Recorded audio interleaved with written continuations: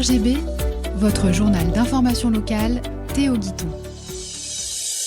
Bonsoir à toutes et à tous. Dans l'actualité du vendredi 13 février, une femme percutée par un train à Soisy, on y reviendra. L'employé d'Assaut soupçonné d'espionnage a été finalement remis en liberté. Apporter un nouveau souffle à Enghien-les-Bains, c'est l'objectif de la liste menée par Rachel Mollet-Rattal. Elle est avec nous dans un instant. Et côté météo, demain, toujours des nuages, comptez un petit 0 en minimal et 7 en maximal.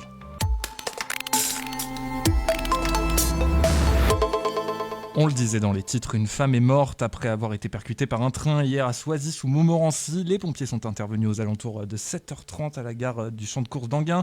La victime a été retrouvée allongée sur les voies en arrêt cardio-respiratoire. Le décès de la jeune femme a été prononcé par le SAMU. Le trafic a été interrompu dans les deux sens entre Hermont, Aubonne et Épinay-Villetaneuse jusqu'à 10h30. L'intérimaire de Dassault, soupçonné d'espionnage, n'a pas filmé au sein de l'usine de Cergy selon les premiers éléments de l'enquête. Il a été interpellé ce mardi, portant des lunettes capables de prendre des photos et des vidéos, puis finalement relâché hier. Le procureur affirme que diverses vérifications ont été opérées. Toutefois, l'intérimaire avait pris des photos de câbles d'avion avec son téléphone. Il explique qu'il avait besoin d'exemples de câblage pour faire les travaux sans l'aide de ses collègues. Les perquisitions réalisées chez lui n'ont pas apporté plus d'éléments. Le jeune homme a été libéré et va devoir payer une amende de 1 500 €. Des personnes en situation de handicap angoissées après des coupes budgétaires du département. Depuis 2006, le département fournit une aide plus généreuse que le prévoit la loi. Il est contraint depuis 2025 de baisser cette prise en charge financière. Cette baisse met les familles en difficulté pour rémunérer leur auxiliaire à domicile. Certaines familles envisagent de licencier leur aide à domicile, mais doivent payer des indemnités à hauteur de 20 000 €. Une requête a été déposée au tribunal administratif de Cergy-Pontoise. Parier sur la jeunesse à Enghien-les-Bains. Bonsoir Rachel Mollet-Rattal. Bonsoir. Bienvenue sur RGB, vous êtes Merci juriste beaucoup. de formation, assistante parlementaire pour la députée Renaissance Sophie Panonac, référente du parti Place Publique dans le Val d'Oise, qui vous a par ailleurs donné son investiture pour ces élections municipales avec votre liste Nouvelle Vague. Est-ce qu'une ville comme Enghien-les-Bains, qui a élu à 6 reprises le même maire, a réellement envie de changement ? Alors oui, je corrige juste sur un petit point, c'est qu'on a fait le choix d'une liste citoyenne, donc moi je suis à titre personnel effectivement très investie dans le parti Place Publique. En revanche, la liste qu'on a créée est citoyenne, elle comprend diverses sensibilités de gauche. Et pour répondre à votre question, oui, je pense que au bout de 6 mandats avec la même municipalité, on a le droit, les Enghinoises et les Enghinois ont le droit de vouloir du changement, de nouveaux visages et une nouvelle dynamique. On parlait de liste citoyenne, c'est un mot qu'on entend beaucoup pendant ces élections municipales. C'est quoi votre définition de liste citoyenne ? C'est des personnes qui ont des sensibilités, qui viennent du milieu associatif, d'ONG, qui sont uniquement citoyens, qui ne sont pas nécessairement membres de partis politiques et qui ont envie de prendre part à la vie publique et politique en s'inscrivant dans une liste. C'est pour ça qu'on dit citoyenne, qui n'est pas nécessairement chapeautée ou dirigée par les partis politiques. S'engager dans une liste, évidemment, être tête de liste, c'est pas rien. Comment vous avez travaillé sur des propositions ? Il y a votre programme qui est sorti aujourd'hui, d'ailleurs. Ouais. On va évidemment y revenir. Comment vous avez travaillé ? Alors déjà, très dur et beaucoup. Et on a travaillé dans une méthode de co-construction. C'est ce qu'on a voulu faire, c'est qu'on a voulu mêler cette dynamique à une dynamique de démocratie participative et donc faire un programme où on allait à la rencontre en premier lieu des Enghinoises et des Enghinois. On a fait du porte-à-porte, on a été sur les marchés, dans les gares, on a parlé aux gens, on a soumis des petits questionnaires en ligne, on a récupéré les idées. Les gens, ils ont des idées pour leur ville, ils y vivent, ils ont envie que ça fonctionne d'une certaine manière et donc ils proposent des choses et nous on a pris tout ça en compte et je peux mettre ma main à couper que toute personne qui va lire notre programme, tout Enghinois, toute Enghinoise qui va lire notre programme va pouvoir s'identifier dans une mesure, voire même parfois se dire ah bah celle-là c'est moi qui y avais pensé. C'est quoi les grandes priorités qui ressortent chez les Enghinois justement ? Alors les grandes priorités, je pense s'ouvrir à l'intérieur de la ville et s'ouvrir peut-être au monde. Il y a des mesures qu'on propose à l'intérieur du programme qui concernent ça. Moi, là, je pense que je peux vous identifier 3 grandes priorités pour la ville d'Enghien-les-Bains. Je pense se verdir, faire en sorte que Enghien soit un exemple pour la transition écologique. Donc on a des mesures qu'on a déclinées à l'intérieur pour parler de cette transition, les panneaux solaires, les bons à plantation, verdir la ville, les priorités pour Enghien. Je pense à une chose en particulier parce que c'est ce qui ressortait dans mon porte-à-porte, les questions de stationnement. Moi, je ne sais pas si vous connaissez bien Enghien-les-Bains, si vous y êtes déjà passé, que vous veniez de l'extérieur, que vous soyez résident, c'est très compliqué de se garer et donc nous on veut favoriser des stationnements résidents pour permettre aux Enghinoises et aux Enghinois de se garer plus facilement à l'intérieur de la ville. Voilà. Il y a une volonté, les premiers mots de ce programme, c'est Enghien se réveille et vit. Le mot réveiller est important. Vous avez l'impression qu'Enghien est une belle endormie autonomie finalement. Oui, mais c'est ce qu'on a écrit aussi dans le beau tract qui est sorti, qu'on va commencer à distribuer. Effectivement, nous on pense que Enghien, c'est une ville qui est très belle et qui a énormément de potentiel, mais qui malheureusement ces dernières années s'est un peu endormie, engourdie, peut-être avec une volonté aussi de la municipalité de bien maîtriser ce qui se passerait à l'intérieur de la ville. Eux disent on veut que ce soit une oasis, mais à la fin, si vous vous baladez dans la rue, moi ce que je dis c'est vraiment pas un jugement de valeur, personne ne pourra dire que c'est faux. Vous vous baladez, il y a énormément de commerces qui ferment.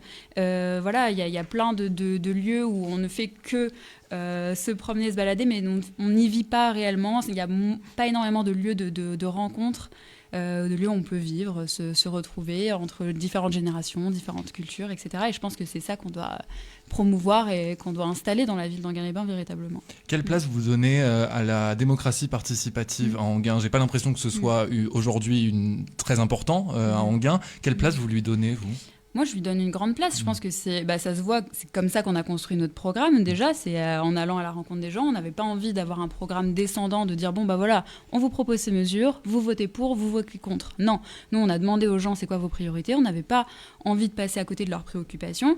Et dans notre programme, on développe des mesures pour favoriser la démocratie locale. Il y a plusieurs aspects. Nous, on parle du budget participatif. C'est des mesures qui existent dans d'autres collectivités qui ont déjà été mises en place. Elles sont efficaces, ces mesures de budget participatif, quand on prend au moins 5% du budget d'investissement de la ville et qu'on demande aux concitoyens de choisir, de décider ensemble, de voter sur des mesures, que ces processus sont transparents sur savoir comment le budget de la ville est utilisé. Et c'est aussi très important parce qu'on a constaté, en fait, il y a des études qui ont démontré que quand on mettait en place des budgets participatifs dans la ville, dans les élections municipales qui suivaient l'installation de ces dispositifs, en fait, il y avait plus de gens qui se présentaient, il y avait plus de listes qui se présentaient. Et moi, je trouve ça très positif. Ça veut dire que les gens s'intéressent, ils ont envie de s'impliquer. Mais la démocratie participative, c'est aussi un combat qui est permanent. En fait, quand on voit certains budgets participatifs dans certaines villes, ils sont pas toujours écoutés. On les voit, mais il y a quelques personnes, quelques dizaines, quelques centaines de personnes qui y répondent. Et c'est aussi un enjeu, ça. C'est un enjeu, mais il faut aller à la rencontre des citoyens, des citoyennes. C'est peut-être aussi un enjeu d'éducation. Ça fait partie d'une autre mesure du programme. Nous, on a envie de mettre en place ce qui s'appelle la fresque de la démocratie. Je ne sais pas si vous connaissez la fresque du climat. C'est des ateliers qui peuvent être mis en place avec des experts ou des gens qui peuvent se former sur la question de la démocratie des institutions, de l'importance de la démocratie participative représentative. Et peut-être qu'avec cette sensibilisation-là, que ce soit dans les écoles, dans des ateliers qui pourraient être ouverts à toutes et tous dans les locaux de la ville, on pourrait faire en sorte que les gens, à cette occasion, se posent la question de « et moi, à l'échelle de ma ville, de quoi j'ai envie, de quoi j'ai besoin ?» Et voilà, je pense que ça peut être formidable. Vous arrivez avec une campagne qui est résolument jeune, que ce soit en termes de communication, que ce soit même vous, en fait, vous êtes jeune pour une candidate au municipal, vous avez 25 ans. C'est pas non plus faire du jeunisme, c'est aussi, on va parler de la jeunesse, mais on va parler à tout le monde.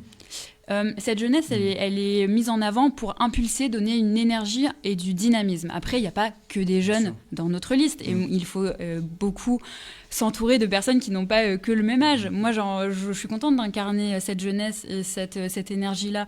Mais dans ma liste, il y a aussi des personnes qui sont retraitées. Et ce dialogue intergénérationnel, cette communication entre les générations, elle est aussi précieuse. Et ça fait aussi partie des mesures du programme que je vois que vous avez lues. Et donc, c'est formidable. Mais nous, il y a plein de mesures aussi qu'on a envie de développer pour favoriser ce dialogue dans les générations, notamment parce qu'on sait que dans la ville d'Enghien-les-Bains, là où il y avait une population plus senior auparavant, maintenant il y a aussi des jeunes couples ou des jeunes pas couples d'ailleurs qui sont arrivés. Et donc ces personnes-là doivent pouvoir avoir des politiques qui leur sont également adressées dans la ville. Et puis oui, je pense que ça peut être juste chouette, tout simplement, je le formule comme ça, d'avoir plus de dialogue entre les générations et de pas cliver entre les vieux et les jeunes. Vous arrivez aussi avec des nouveaux sujets, des sujets qu'on n'entend pas forcément pendant ces élections municipales. Ça va avec cette jeunesse de cette campagne. Je pense à la santé mentale, à cette politique municipale que vous voulez féministe. C'était important aussi de ramener ces sujets sur la table au-delà de l'élection. Ouais, mais je pense que c'est important de le faire parce que ça parle aux gens aussi et que c'est des sujets dont on parle dans le cadre de la politique nationale, mais en réalité, la santé mentale des jeunes, qui n'a pas un ado qui est super... Enfin, moi, je vais dater ça, je pense, à partir du Covid. Bon, il peut y avoir des gens qui ont été dans mauvaise santé mentale avant ça, mais je pense que le Covid a été quand même un déclencheur, le confinement, le fait de s'éloigner des proches, de plus trop savoir comment agir, être en interaction. Donc, je pense que c'est un vrai sujet et les parents parents qui m'écoutent, je pense, pourront être d'accord. Il y a des ados qui sont en situation de santé mentale qui sont catastrophiques, qui sont très mal, qui sont éloignés, voilà, qui savent pas trop comment gérer, que ce soit la scolarité ou les relations avec leurs amis. La santé mentale en point d'honneur et la situation, enfin la politique féministe. Ben oui, bien sûr, on peut parler de féminisme à l'échelle d'une campagne municipale. Et je sais pas si on peut parler des mesures dont qu'on a déclinées dans le programme. Sûr, le fait d'installer, je sais que ça a été fait à Saint-Ouen par le maire Karim Bouhamrane, d'installer un congé menstruel pour les agentes de la ville. Moi, je pense que c'est un sujet précurseur qui peut être mis à l'ordre du jour.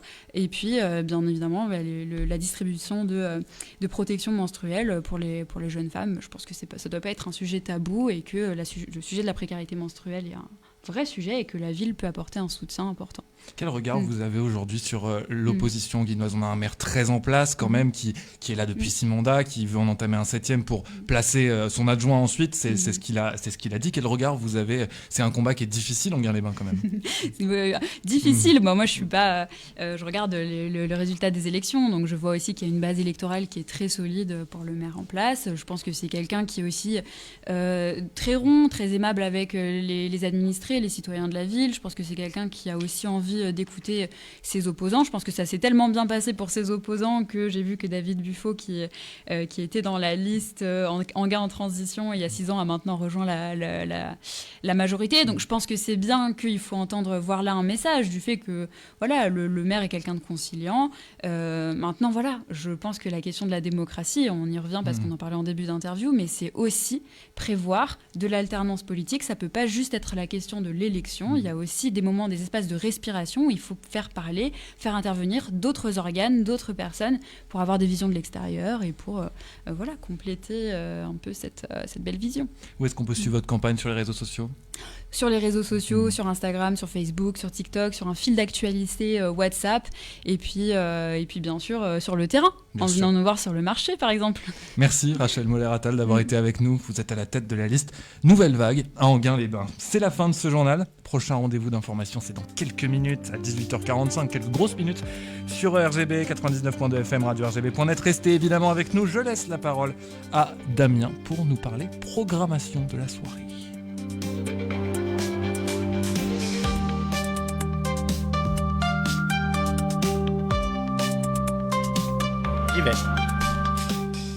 Et côté programmation, juste avant de retrouver Théo pour un nouveau journal à 18h45, nous allons tout d'abord nous demander ce qui s'est passé un 13 février dans l'histoire du sport. Eh bien, qu'est-ce qui s'est passé? Ça sera avec Mémoire Sport, Histoire d'un jour, par Guillaume Barretz. Ça sera dans quelques instants sur votre antenne. Vous retrouverez aussi votre chronique cinéma par Damien Morel. Ça sera donc les sorties nationales, les avant-premières, les coups de projecteur aussi, ce qui se fait au cinéma Utopia de Saint-Ouen-l'Aumône et de Pontoise parfois aussi. Et puis, bien sûr, les avant-premières du côté de notre partenaire Pâté Conflant. Enfin, vous allez retrouver la toute nouvelle chronique par Rémi Talon, le beau rôle qui sera consacré à Cyrano de Bergerac. Voilà pour l'essentiel. Il y aura aussi notre sélection de la semaine pour terminer cette semaine, toujours consacrée à Clove Bisolaire. Ça sera jusqu'à dimanche cette sélection de la semaine que vous pouvez entendre. Très bonne soirée sur l'antenne de RGB sur le 99.2, la fréquence FM, ou radio-rgb.net pour nous suivre en streaming et pour réécouter les replays podcast, ou encore sur les applications pour smartphone, les radios associatives, Radio Player et plein d'autres. RGB, c'est en direct de Cergy-Pontoise, du Val d'Oise et même jusqu'au nord des Yvelines, et grâce à Internet, sans frontières, sans limite.